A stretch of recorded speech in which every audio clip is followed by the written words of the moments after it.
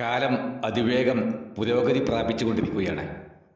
നമ്മുടെ വളരുന്ന വികസിക്കുന്ന ശാസ്ത്ര സാങ്കേതിക വിദ്യകൾ, വിദ്യാഭ്യാസപരമായ പുരോഗതികൾ, മനുഷ്യൻ്റെ ജീവിതവുമായി ബന്ധപ്പെട്ട അടിസ്ഥാന സൗകര്യങ്ങൾ, മറ്റ് സാമൂഹിക സാംസ്കാരിക പരിവർത്തനങ്ങൾ, പരിഷ്കാരങ്ങൾ, പരിണാമങ്ങൾ എന്നിങ്ങനെ ഏതേത് മേഖലകൾ പരിശോധിച്ചാലും ഓരോ വർഷവും എന്നുവേണ്ട അനുദിനം തന്നെ മാറ്റങ്ങളും പുതുമകളും വന്നുകൊണ്ടിരിക്കുകയാണ്.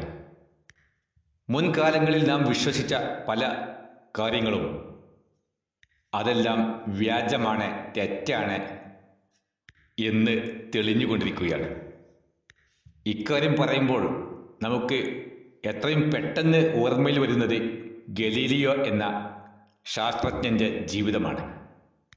നിരവധി നിരീക്ഷണങ്ങളിലൂടെ അദ്ദേഹം കണ്ടെത്തിയ സിദ്ധാന്തങ്ങൾ ലോകത്തിൻ്റെ മുമ്പിൽ വെച്ചപ്പോൾ അന്നത്തെ ക്രൈസ്തവ സഭാ മേധാവികൾ അദ്ദേഹത്തെ നന്നായി ഭീഷണിപ്പെടുത്തി. സത്യത്തിൽ ആ ജീവിതം തന്നെ തകർന്നു.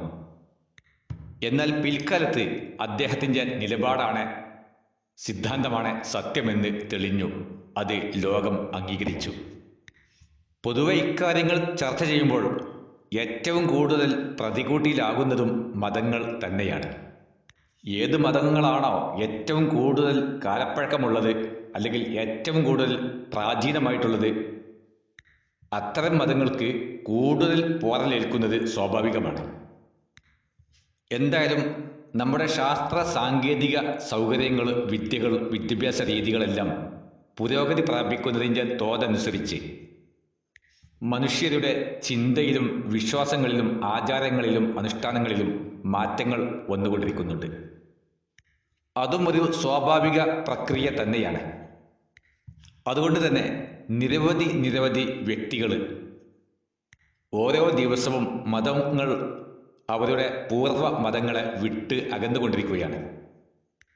അതായത് മതങ്ങളോടുള്ള വെറുപ്പും അറപ്പും. മതങ്ങൾ വ്യാജമാണ്, അന്ധവിശ്വാസങ്ങളുടെ സമാഹാരമാണ്. അതിലുള്ള കർമ്മങ്ങൾ, ആചാരങ്ങൾ എല്ലാം അനാചാരങ്ങളാണ്.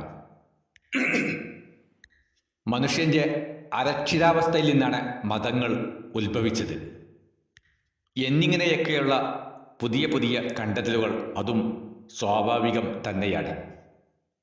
എന്തായാലും ഇക്കാലത്ത് ക്രിസ്തു മതത്തിൽ നിന്ന്, ഹിന്ദു മതത്തിൽ നിന്ന്, ഇസ്ലാം മതത്തിൽ നിന്ന്, എത്രത്തോളം എന്നാൽ ജൂതമതത്തിൽ നിന്ന് പോലും ആളുകൾ മതനിരാസത്തിലേക്ക് അല്ലെങ്കിൽ ഒരു മതരഹിത സമൂഹത്തിലേക്ക് നീങ്ങിക്കൊണ്ടിരിക്കുകയാണ്. എല്ലാവരുടെയും ചിന്താഗതി, അവർ സിദ്ധാന്തിക്കുന്നത് ഒന്നാണ്. അതായത് ഇക്കാലത്ത് നമുക്കെല്ലാം വിദ്യാഭ്യാസമുണ്ട്. ശാസ്ത്ര സാങ്കേതിക വിദ്യാഭ്യാസം ലോകവ്യാപകമായി.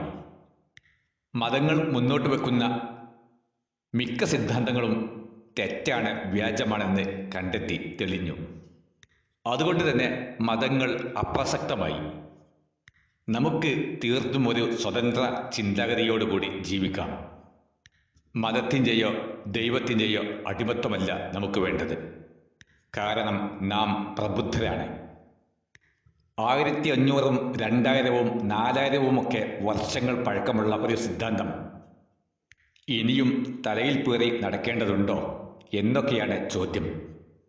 7-ാം നൂറ്റാണ്ടിലെ ഇസ്ലാം മതവും 2000 വർഷം പഴക്കമുള്ള ക്രിസ്തു മതവും 3000ഓളം വർഷം പഴക്കമുള്ള ജൂതമതവും 3000മോ 4000മോ വർഷം പഴക്കമുള്ള ഹിന്ദുമതവും ഇനിയും തലയിൽ ചുമന്ന് നടക്കുന്നത് വിദ്യാഭ്യാസവും വിവേകവും ഉള്ള നമുക്ക് യോജിച്ചതല്ല എന്നൊക്കെയാണ് പുതിയ കണ്ടെത്തലുകൾ. അതുകൊണ്ട് തന്നെയാണ് ഇക്കാലത്തെ പുതിയ സമൂഹം, പുതിയ തലമുറ വളരെ വേഗം കൂട്ടമായി മതം വിട്ടുപോകുന്നത്. ഒരുപക്ഷെ സമീപ ഭാവിയിൽ മതങ്ങളെക്കാൾ കൂടുതൽ മതരഹിതരായിരിക്കും ഉണ്ടാവുക എന്നുള്ളത് സത്യമാണ്. അതായത് ജനസംഖ്യാനുപാതികമായി മതവിശ്വാസികളെ കവച്ചുവെക്കാൻ ഒരുപക്ഷെ മതരഹിത കൂട്ടായ്മയ്ക്ക് സാധ്യമാകും. പക്ഷേ എനിക്കൊന്ന് ചോദിക്കാനുണ്ട്. കാലം പുരോഗമിച്ചു, മനുഷ്യൻ്റെ ജീവിതം മാറി, മനുഷ്യൻ്റെ സംസ്കാരം, മനുഷ്യൻ്റെ ജീവിത രീതി എന്നിങ്ങനെ എല്ലാം മാറി വളരെ പുതിയൊരു സാഹചര്യത്തിലാണ് നാം ജീവിക്കുന്നത്. അപ്പോൾ സ്വാഭാവികമായും ഈ പുതിയ മനുഷ്യന് ആ പഴയ കാലത്തെ ആചാരങ്ങളും വിശ്വാസങ്ങളും ഇനിയും പേറി നടക്കേണ്ടതുണ്ടോ? അതൊക്കെ വ്യാജമല്ലേ, തെറ്റാണെന്ന് തെളിഞ്ഞില്ലേ എന്നൊക്കെയാണ് മതം വിട്ടുപോകുന്ന ഭൂരിപക്ഷം പേരുടെയും സംശയം, ചോദ്യങ്ങൾ, സന്ദേഹങ്ങൾ. ഇവിടെയാണ് എനിക്ക് ഒന്ന് രണ്ട് കാര്യങ്ങൾ ചോദിക്കാനുള്ളത്. ഈ ശാസ്ത്ര സാങ്കേതിക പുരോഗതി എന്നുള്ളത് ഈ അടുത്ത കാലത്തുണ്ടായ ഒന്നല്ല. ഏകദേശം മനുഷ്യൻ്റെ ഉൽപ്പത്തി മുതൽ ഇന്നേ വരെ ഉണ്ടായ പുരോഗതികളുടെ, കണ്ടെത്തലുകളുടെ, നിരീക്ഷണങ്ങളുടെ, പരീക്ഷണങ്ങളുടെ ഇക്കാലത്തെ ഏറ്റവും ഉയർന്ന ഒരു സ്റ്റെപ്പിലാണ് നാം നിലകൊള്ളുന്നത്. ഒരുപക്ഷെ ഇനിയും ഒരുപാട് ഉയരങ്ങളിലേക്ക് ഈ സാങ്കേതിക വിദ്യ എത്താനുണ്ട്. അതുകൊണ്ട് തന്നെ ഇന്ന് നാം സങ്കല്പിക്കുന്ന, അനുമാനിക്കുന്ന, വിശ്വസിക്കുന്ന പല ശാസ്ത്ര കാര്യങ്ങളും തെറ്റാണെന്ന് ഇനിയും കണ്ടെത്തിയേക്കും. പക്ഷേ മനുഷ്യൻ്റെ ജീവിത രീതിയും സൗകര്യങ്ങളും വിദ്യാഭ്യാസ പുരോഗതികളുമെല്ലാം തികച്ചും പരിഷ്കൃതമായ ഈ ഒരു യുഗത്തിൽ ആ പഴഞ്ചൻ മതങ്ങളെ, മതസിദ്ധാന്തങ്ങളെ ഇനിയും ഫോളോ ചെയ്യേണ്ടതുണ്ടോ എന്ന ചോദ്യത്തിന് എനിക്ക് ഒന്ന് രണ്ട് കാര്യങ്ങൾ അങ്ങോട്ട് ചോദിക്കാനുണ്ട്. കാരണം മനുഷ്യൻ്റെ ശാസ്ത്ര സാങ്കേതിക വിദ്യകൾ, സൗകര്യങ്ങൾ എത്രത്തോളം വികസിച്ചാലും വലുതായാലും വളർന്നാലും അടിസ്ഥാനപരമായി മനുഷ്യന് എന്തെങ്കിലും മാറ്റം സംഭവിച്ചോ? ശ്രീരാമനോ ശ്രീകൃഷ്ണനോ അല്ലെങ്കിൽ മോശസോ അല്ലെങ്കിൽ കൺഫ്യൂഷ്യസോ അതുമല്ലെങ്കിൽ മുഹമ്മദ് നബിയോ അവരൊക്കെ ജീവിച്ച കാലത്തുള്ള മനുഷ്യനും ഈ ആകാശഗോളങ്ങളിലേക്ക് പേടകങ്ങളെ അയക്കാൻ സൗകര്യമുള്ള ഈ കാലത്തെ മനുഷ്യനും തമ്മിൽ അടിസ്ഥാനപരമായി എന്തെങ്കിലും മാറ്റങ്ങൾ സംഭവിച്ചോ? 3000 വർഷം പഴക്കമുള്ള മനുഷ്യൻ ജീവിതം കഴിഞ്ഞ് അവസാനം വാർദ്ധക്യത്തിലൂടെ മരണത്തിലേക്ക് കാലെടുത്ത് വെക്കുന്നു. അതായത് ഇഹലോകവാസം വെടിയുന്നു. ഈ അടിസ്ഥാന സൗകര്യങ്ങളെല്ലാം വികസിച്ച ഈ കാലത്തെ മനുഷ്യനും അങ്ങനെ തന്നെയല്ലേ? 3000 വർഷം പഴക്കമുള്ള മനുഷ്യൻ അക്കാലഘട്ടത്തിൽ ജീവിച്ചത് ഭക്ഷണം കഴിച്ചും വെള്ളം കുടിച്ചുമാണ്.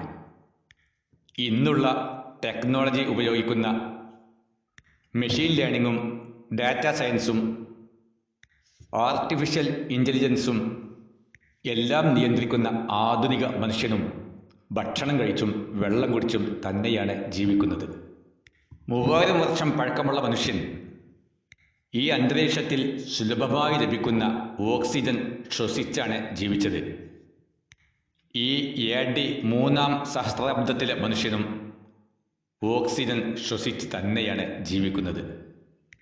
3000 വർഷം പഴക്കമുള്ള മനുഷ്യൻ അവർക്ക് രോഗം ഉണ്ടാകുമ്പോൾ, എന്തെങ്കിലും ശാരീരിക പ്രയാസങ്ങൾ ഉണ്ടാകുമ്പോൾ പ്രകൃതിയിൽ നിന്നും പല മരുന്നുകളും കണ്ടെത്തി അത് കഴിച്ചു, അത് ഉപയോഗിച്ചു. അല്പം രോഗങ്ങളൊക്കെ അതുകൊണ്ട് ഭേദപ്പെട്ടു. എന്നാൽ ഈ എല്ലാ ടെക്നോളജികളും വൈദ്യശാസ്ത്ര പുരോഗതികളും എത്രത്തോളം ഇക്കാലത്ത് വികസിച്ചാലും ഇന്നുള്ള മനുഷ്യനും രോഗമുണ്ടായാൽ ഇത്തരം മെഡിസിൻ ഉപയോഗിച്ച് ചികിത്സിക്കുന്നു. ചിലതിൽ നിന്ന് മുക്തി നേടുന്നു, മറ്റുള്ളത് മുക്തി നേടാൻ കഴിയാതെ രോഗബാധിതനായി മരിക്കേണ്ടി വരുന്നു. അതായത് 100% രോഗമില്ലാത്തൊരു ജീവിത രീതി ആധുനിക ഈ ടെക്നോളജിക്ക് പോലും കണ്ടെത്താൻ കഴിഞ്ഞിട്ടില്ല. 3000 വർഷം മുമ്പ് മനുഷ്യൻ്റെ അണ്ഡവും ബീജവും കൂടിച്ചേർന്ന് പ്രത്യുൽപാദനം നടത്തി. ഇക്കാലത്തും മനുഷ്യൻ്റെ അണ്ഡവും ബീജവും കൂടിച്ചേർന്ന് തന്നെയാണ് പ്രത്യുൽപാദനം ചെയ്യുന്നത്.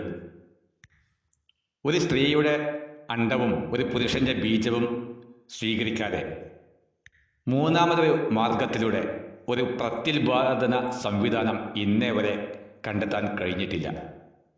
ആത്മാവ് എന്താണ്, ജീവൻ എന്താണ് എന്നൊന്നും 3000 വർഷം മുമ്പുള്ള മനുഷ്യന് അജ്ഞാതമായിരുന്നു. എന്നാൽ അവയുണ്ടെന്ന് സത്യവുമായിരുന്നു. ഇന്നും കാര്യം അങ്ങനെ തന്നെയല്ലേ? ആത്മാവിനെയും ജീവനെയും നിർവചിക്കാൻ നമ്മുടെ ആധുനിക ശാസ്ത്രത്തിന് സാധ്യമായിട്ടില്ല. ഇക്കാലത്തെ ട്രാൻസ് ഹ്യൂമനിസം എന്നൊരു സിദ്ധാന്തമുണ്ട്. അതായത് മനുഷ്യന് രോഗങ്ങളില്ലാതെ, മരണമില്ലാതെ എന്നെന്നും ജീവിക്കുന്ന ഒരു സംവിധാനം ആധുനിക ശാസ്ത്രലോകത്തെ ഒരു സ്വപ്നം മാത്രമാണ്, ഒരു ഉട്ടോപ്യൻ സങ്കല്പം. അതിന് എത്ര തന്നെ കാശ് വേണ്ടി വന്നാലും നമ്മുടെ ഇന്നത്തെ ലോക സമ്പന്നർക്ക് പോലും ആ ഒരു സിദ്ധാന്തപ്രകാരം മരണത്തിൽ നിന്ന് രക്ഷപ്പെടാൻ സാധ്യമായിട്ടില്ല.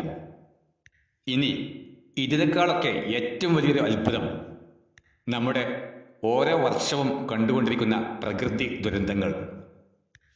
നമ്മുടെ ജിയോളജി പണ്ഡിതന്മാരും സാറ്റലൈറ്റ് സംവിധാനങ്ങളും സൗകര്യങ്ങളും ഒക്കെ ഉണ്ടായിട്ടും പ്രകൃതി ദുരന്തങ്ങളെ മുന്നേ മനസ്സിലാക്കാൻ സാധ്യമാക്കാതെ സംഭവിച്ചു കഴിഞ്ഞ ശേഷം ആകാശത്തേക്ക് നോക്കി നെടുവീർപ്പിടുകയാണ് നാം ചെയ്യുന്നത്. ഇക്കാര്യങ്ങൾക്കൊന്നും മറുപടി പറയാൻ സാധ്യമാകാത്ത നമ്മുടെ നവ ലിബറലിസ്റ്റുകൾ എന്ത് കണ്ടാണ് മതം വിട്ടുപോകുന്നത്? മതത്തിന് വെളിയിൽ പോയാൽ എല്ലാത്തിനും പരിഹാരമായി, എല്ലാ സംശയങ്ങൾക്കും സന്ദേഹങ്ങൾക്കും ഉത്തരമായി എന്നൊരു തോന്നലുണ്ടോ? എങ്കിൽ അവർ ഈ ചോദ്യങ്ങളൊക്കെ എന്ന് മനസ്സിലാക്കട്ടെ. അതുകൊണ്ട് ഒരു കാര്യം തീരുമാനിക്കുക: മതങ്ങളുടെ മറുപുറമല്ല മതരഹിത ജീവിതം. അതായത് മതത്തിനൊരു മറുവശമില്ല. അതുകൊണ്ട് ഇനിയെങ്കിലും മനസ്സിലാക്കുക, ഈ പ്രപഞ്ചത്തിന് ഒരു സംവിധായകനും സംരക്ഷകനുമുണ്ട്. ദൈവശാസ്ത്രത്തെയോ മതസിദ്ധാന്തങ്ങളെയോ ആരെങ്കിലും തെറ്റായി വ്യാഖ്യാനിക്കുന്നുണ്ടെങ്കിൽ അത് അവരുടെ പോരായ്മയാണ്. അത് മതത്തിൻ്റെയോ ദൈവത്തിൻ്റെയോ പോരായ്മയില്ല. മതം സത്യമാണ്. ഈ പ്രപഞ്ചത്തിന് സൃഷ്ടാവായ ഒരു ദൈവമുണ്ട്. അതുകൊണ്ട് പ്രത്യേകിച്ച് നമ്മുടെ ഇക്കാലത്തെ കൗമാരക്കാരായ വിദ്യാർത്ഥിനികൾ മതം പഴഞ്ചനാണ് എന്ന് വിചാരിച്ച് മതം വിട്ടു പോകേണ്ട ആവശ്യമില്ല. അത് നിങ്ങളുടെ ദീർഘവീക്ഷണത്തിൻ്റെ അഭാവമാണ്, നിങ്ങളുടെ ദാർശനിക പരാജയമാണ്.